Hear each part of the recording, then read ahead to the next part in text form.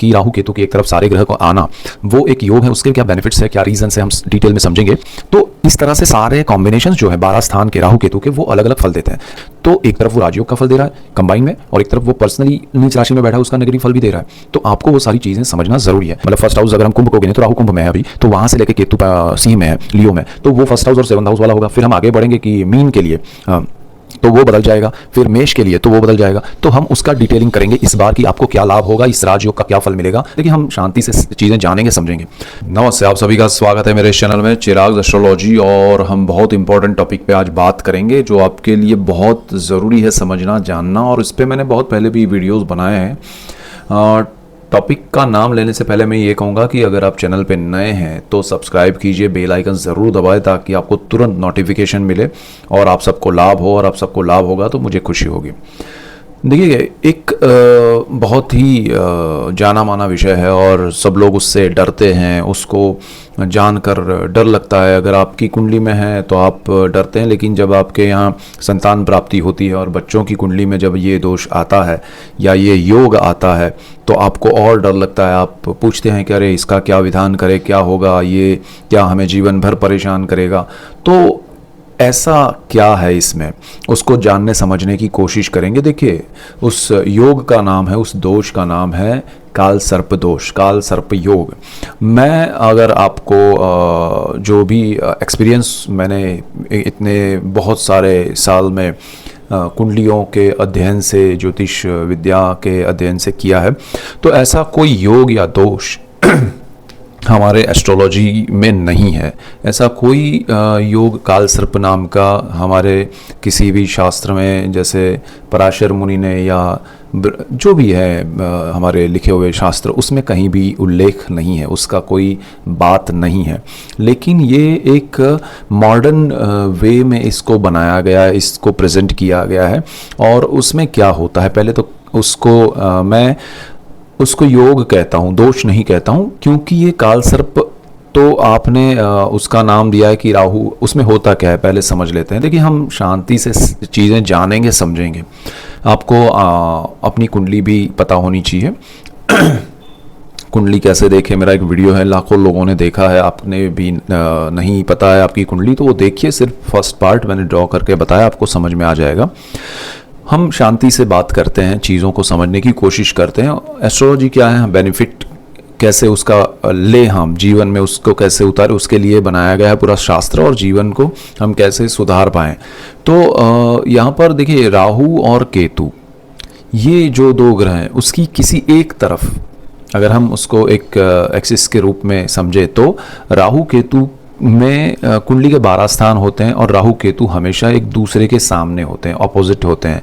जहां राहु होता है उसके बिल्कुल सामने, साथ कुंडली में कोई भी ग्रह आमने सामने कब होता है, तो कोई भी ग्रह जब फर्स्ट हाउस में होता है, सपोज एक स्थान में होता है, उस स्थान को गिनकर 7वें भाव में दूसरा ग्रह आता है तो वो आमने सामने होता है। तो राहु और केतु हमेशा एक दूसरे से सप्तम भाव में होते हैं और एक दूसरे के आमने सामने होता है। ये फिक्स होता है बर्थ चार्ट में, नटल चार्ट में, जन्म कुंडली की हम बात कर रहे हैं। तो यहाँ पर राहु केतु एक दूसरे के सामने हो और किसी भी स्थान में हो, ठीक है, लेकिन उसकी एक तरफ सारे प्लैनेट्स आ जाए, चाहे इस तरफ आए या उस तरफ आए, जिस तरफ भी सारे प्लैनेट्स यानी कि सूर्य, मंगल, बुध, गुरु, शुक्र, शनि, चंद्र, ये सारे एक तरफ आ जाए तो उसे काल सर्प दोष कहते हैं।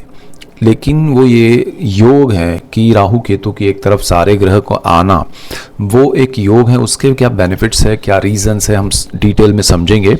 तो उसको समझने की आपको भी ज़रूरत है और जानने की ज़रूरत है। ये योग जो है ये अगर हम उसके बारे में जो बातें चलती हैं उसको समझे पहले, तो जिनका काल सर्प दोष होता है वो बड़े परेशान रहते हैं जीवन में। उनके जीवन में कभी प्रोग्रेस नहीं होता है, उनके जीवन में कभी सुख नहीं होता है, उनके जीवन में शांति नहीं होती है, उनके जीवन में अभाव होता है। ऐसे बहुत सारे आपने कारण देखे होंगे, रीज़न देखे होंगे, रिजल्ट्स देखे होंगे। ऐसा कहा जाता है, ऐसा समझा जाता है। लेकिन क्या ज़रूरी है कि उसी की वजह से ऐसा हुआ है? क्योंकि कुंडली में बहुत सारे ग्रह ऐसे हैं जो काल सर्प जो दोष कहा जाता है, राहु केतु जो है उसके एक तरफ नहीं है, फिर भी आपके जीवन में परेशानियां हैं, विडंबना हैं, तकलीफ़ें हैं, मुसीबतें हैं, मुश्किलियां हैं। तो ये क्यों है? तो ग्रहों के अन्य भी कारण होते हैं। अब जैसे काल सर्प दोष जिसे कहा जाता है, राहु और केतु की एक तरफ सारे प्लैनेट्स हैं, लेकिन अगर आपका गुरु पाप कर्तरी में आ जाता है। अच्छा, पाप कर्तरी क्या है उस पे हम डिटेल में कभी बात करेंगे। नॉर्मली दो अशुभ ग्रहों के बीच में शुभ ग्रह का बैठना और शुभ कर्तरी जो होता है वो शुभ ग्रहों का कॉम्बिनेशन से ऐसा बनता है। तो पाप कर्तरी अगर आपका कुंडली में राहु केतु के एक तरफ बैठे हुए ग्रहों के लिए हो रहा है, ठीक है, तो फिर वो अलग योग हो गया, उसका भी इम्पैक्ट आपको मिलेगा।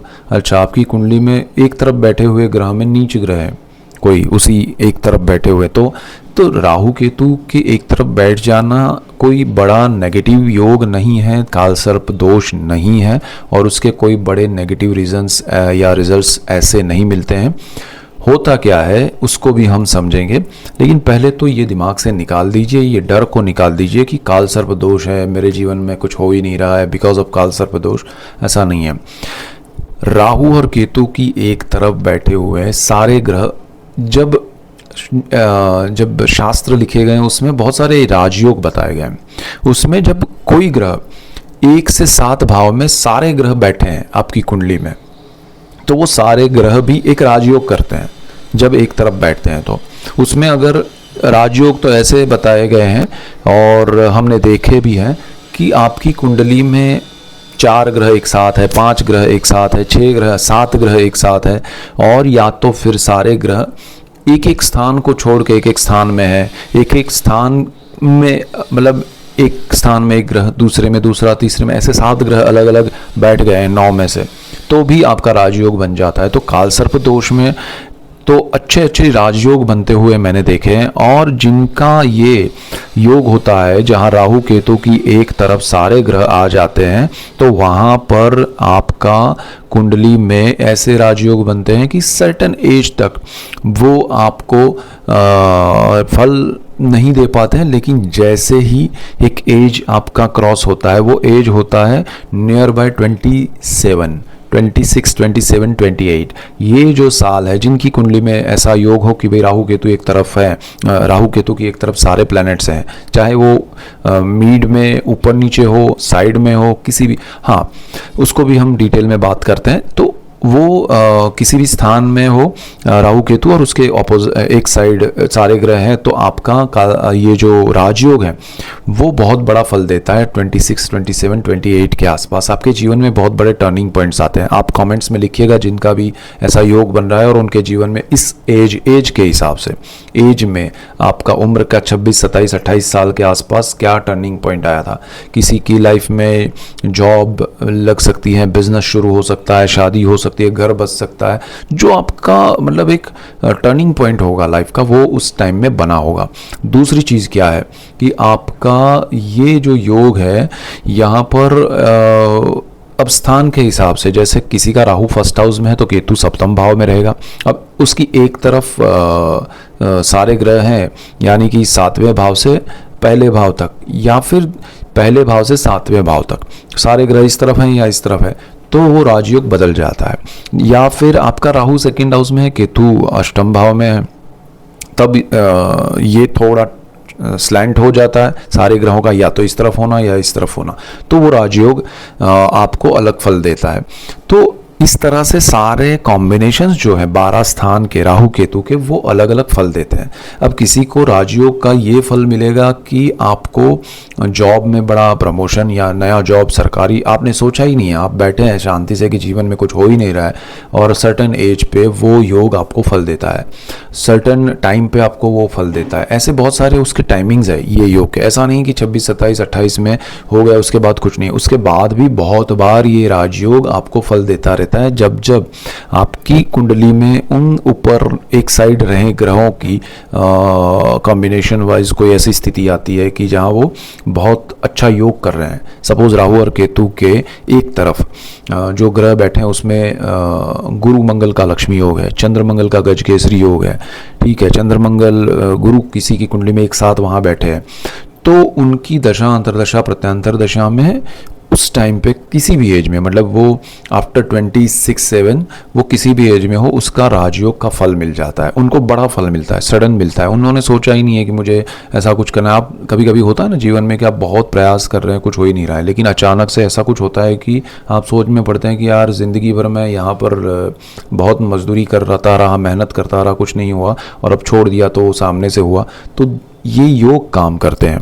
इसी तरह अगर आपकी कुंडली में ये जो 12 स्थान में राहु केतु की स्थिति है उसके ऑपोजिट किसी भी मतलब एक एक्सिस में ये तरफ या वो तरफ योग होते हैं तो वो ग्रह क्या इम्पैक्ट करते हैं। अब देखिए कुछ लोगों की कुंडली में, अब मैंने उच्च की बात की, अगर कोई ऐसा है कि उनकी कुंडली में वो ग्रह नीच राशि में है, राजयोग तो हो रहा है लेकिन ग्रह नीच राशि में है, यानी कि किसी एक तरफ गुरु कर्क में है और मंगल भी कर्क में है। अब लक्ष्मी योग गुरु मंगल का हो रहा है लेकिन कर्क में हो रहा है, तो कर्क मंगल की नीच राशि है तो मंगल का नीच का फल मिलना चाहिए। लेकिन होता क्या है कि मंगल नीच राशि में होते हुए ही नीच भंग राजयोग भी कर रहा है गुरु की वजह से, क्योंकि एक ग्रह उच्च का है साथ में। ऐसे बहुत सारे कॉम्बिनेशंस हैं, लेकिन अगर यहाँ पर गुरु साथ में नहीं है, सिर्फ मंगल कर्क में है, ठीक है, तब जाके प्रॉब्लम होता है कि भाई मंगल का नेगेटिव फल मिलेगा। तो आपको राहु केतु के कालसर्प दोष जो कहा जाता है उसका फल नहीं मिल रहा है, बट मंगल की वजह से नेगेटिव फल मिल रहा है। तो वो चीज़ें हमें समझनी पड़ेगी। ऐसे अगर कोई ग्रह नीच राशि में बैठ गए हैं राहु केतु की एक तरफ, तो फिर वो आपको प्रॉब्लम करेंगे। तो ऐसे कंबाइंड रिजल्ट्स, अब वहाँ पर कोई राजयोग ऐसा भी बन रहा है कि एक एक ग्रह अलग अलग स्थान में बैठे हैं तो वो एक राजयोग है, भले कोई ग्रह नीच राशि में बैठा है, तो एक तरफ वो राजयोग का फल दे रहा है कंबाइन में, और एक तरफ वो पर्सनली नीच राशि में बैठा है उसका नेगेटिव फल भी दे रहा है। तो आपको वो सारी चीज़ें समझना ज़रूरी है। आप सिर्फ डरें कि भाई अरे ऐसा है वैसा है, ये क्या हो रहा है क्या नहीं है, तो वो सब चीज़ें आपको समझने से उसके रास्ते मिलेंगे, सही दिशा मिलेगी तो अच्छा रहेगा।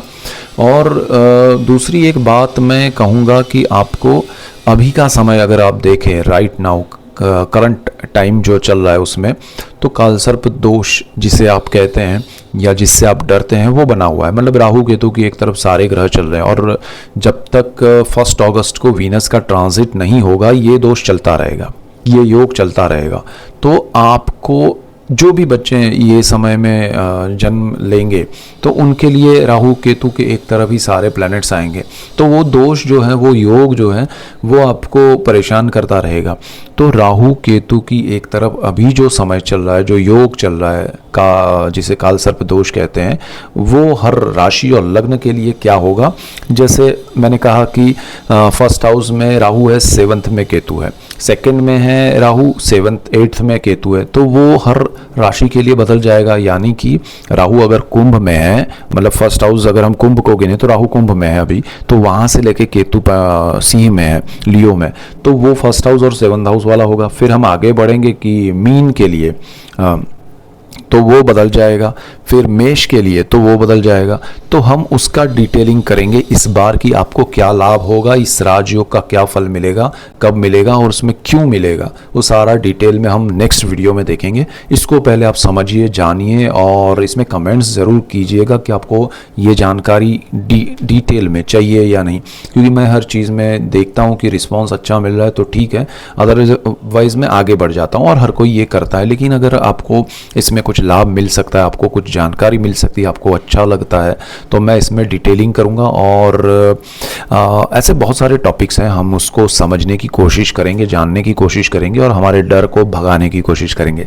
तो ये मेन पॉइंट्स थे इस वीडियो में और इसका मैं पार्ट 2 बनाऊंगा।